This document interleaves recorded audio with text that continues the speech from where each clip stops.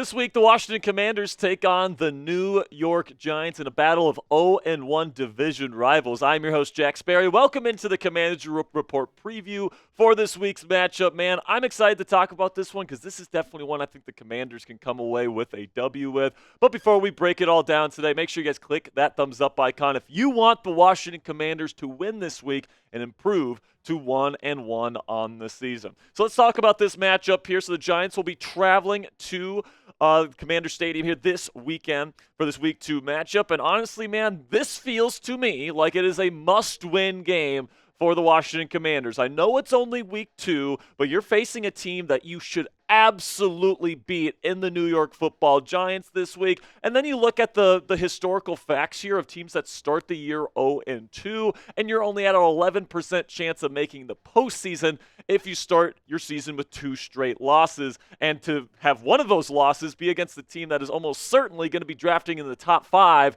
of the 2025 NFL Draft next year, I mean, that's definitely going to be a death nail for the Washington Commanders if they can't win this game at home this week. So let's talk about the New York Giants here this season. Brian Daboll in his 3rd year as the head coach of the New York Football Giants. He runs an Erhardt-Perkins style of offense where he puts a lot of responsibility on the quarterback to set protections at the line, check plays at the line of scrimmage if the defense is playing a certain style of defense pre-snap. So you need to have a very intelligent quarterback, somebody that can process information very quickly. We'll talk about Daniel Jones later, but he's not exactly that type of quarterback. Then on defense, they run a Belichick 3-4 style of defense with Shane Bowen coming over from the Tennessee Titans from the Mike Vrabel regime after that crew got fired this past season. So some key departures here for the Giants. Wink Martindale, their defensive coordinator, went to the Michigan Wolverines. Saquon Barkley left for the rival Eagles. Leonard Williams, the starting defensive lineman, was traded to the Seattle Seahawks. Darren Waller ends up retiring, just not playing football anymore. Ashawn Robinson, a good nose tackle, went to Carolina. Ben Bredesen, one of their starting guards, went to Tampa Bay. Mark Lewinsky, still not signed by anybody because he was so bad last year. And then Tyrod Taylor actually had a pretty decent season with the Giants last year, signed with the Jets this offseason. Actually played a little bit last night, too, on Monday Night Football. Some key additions for the Giants this year. Shane Bowen is their new defensive coordinator. Carmen Brasillo, a really, really good offensive line coach, one of the best in the business, joined their crew this year. Brian Burns was their big trade acquisition. I believe it was on the first day of free agency this year. Malik Neighbors was their number 1 pick this year. He is a super dynamic receiving weapon. Then you got Devin Singletary to replace Saquon Barkley. Ha, that's a laugh. John Runyon as a guard. Jermaine Illuminor plays right tackle for them. Drew Phillips is a corner I really liked out of Kentucky this year. He's a rookie. Tyler Newman, good safety out of Minnesota, another rookie, and then Theo Johnson, a rookie tight end out of Penn State. Those are kind of the main additions that they made this year. And, despite some Giants fans trying to hold out some hope for Daniel Jones, he was garbage in Week 1 versus the Minnesota Vikings. Now, Brian Flores is a really good defensive coordinator there in Minnesota, but man, Daniel Jones sacked 5 times, was 22 for 42. I mean, goodness gracious, that's so bad. Less than 200 yards on over 40 pass attempts, no touchdowns, 2 picks, including a pick 6 to Andrew Van Ginkel. Devin Singletary didn't do all that much as a rusher. Who would have thought that? And then Malik Neighbors was their leading receiver with 5 catches for just 66 yards. So this is not a Giants football team that I consider to be a very good one. But as we know, the Commanders kind of got the break speed off of them last week by the Tampa Bay Buccaneers. So the Giants are looking at the Commanders as a very beatable opponent, and we should be feeling the same way about the New York Giants heading into Week 2. So what say you guys? Let me know down there in the comments section. Is this a must-win game for the Washington Commanders already here in Week 2? Give me a yes or a no for today's pinned comment. YouTube's going to throw you an ad break here in just a couple of seconds, and when that happens, take advantage of that time by answering today's pinned question. Still to come here on the Week 2 Commanders Report preview here.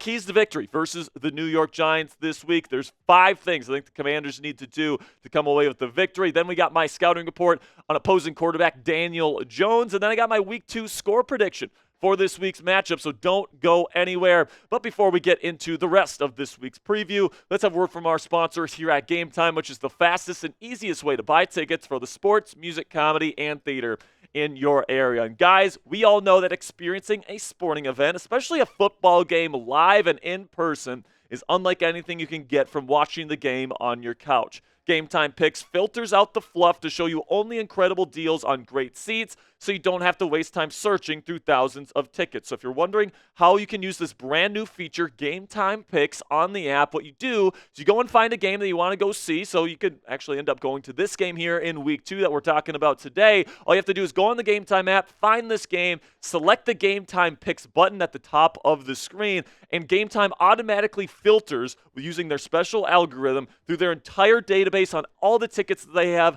on their database, and they find the best possible deals for you. You don't have to do the research. You don't have to go out on a bunch of different ticketing apps and compare prices because you got the lowest price guarantee here with Game Time, which is another fantastic feature. You don't have to go searching on a bunch of different ticketing apps. Game Time is the only ticketing app you need on your phone because you get that lowest price guarantee on every ticket to any event. All-in pricing so you don't get slapped with crazy fees at checkout. And then you also get flash deals. So if you're someone like me, likes to wait till the last minute to get your tickets, Game Time actually rewards you for that by driving their prices down even lower the longer you wait to the start of the event. So take the guesswork out of buying tickets with Game Time today. Download the Game Time app, create an account, and use code CHATSPORTS. It's one word, all caps, CHATSPORTS. It's right down there in the bottom right of your screen right now for $20 off your first purchase. Terms apply. Again, create an account and redeem code CHATSPORTS, one word, all caps, CHATSPORTS, for $20 off. Download Game Time today. What time is it?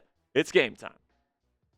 All right, so my keys to victory here, and we'll start with Daniel Jones. And you got to force Daniel Jones to throw the ball down the field because he doesn't like doing it, okay? Plain and simply, you look at Daniel Jones on film, he is arguably the most conservative starting quarterback in the National Football League today. He likes to deke and dunk. He likes to hit his check down. And if you're the Washington Commanders, you're getting in the face of those New York Giant receivers, and they are forcing Daniel Jones to throw the deep ball and throw guys open deep because he doesn't like doing it, all right? I have him listed as a bottom 5 starting NFL quarterback. He's probably more like a bottom 3, if not the worst starting quarterback in the National Football League currently out of the 32 teams currently running in the National Football League. He's not very accurate. His pocket presence is abysmal.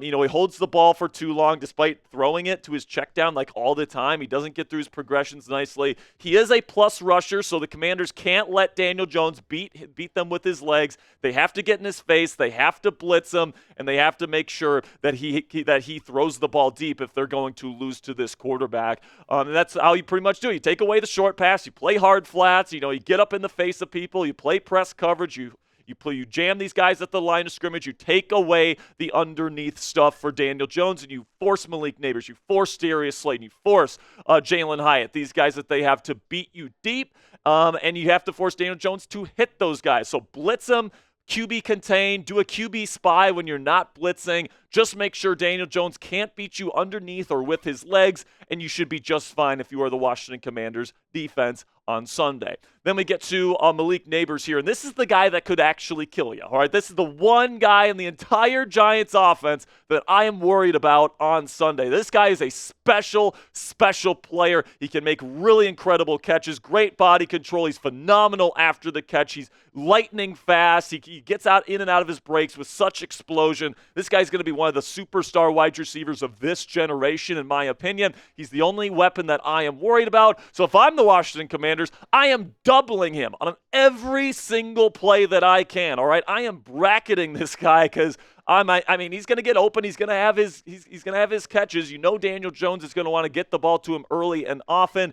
If you're the Commanders, you do everything in your power to not let that happen. Then we get to the other side of the ball here, and I think that the Commanders really need to get Scary Terry going in this football game. He only had 2 catches for 17 yards in Week 1 versus Tampa Bay, but Deonte Banks, the number 1 corner here in New York, isn't very good. Last week against the Minnesota Vikings, he was tasked with going up against another really good receiver in Justin Jefferson. His PFF grade was a 55.8, which was good for 71st in the National Football League in Week 1. So Scary Terry, he's not going up against world beaters here. He needs to get open. He will get open. It's up to Jayden Daniels to hit him and hit him early and often to win this football game.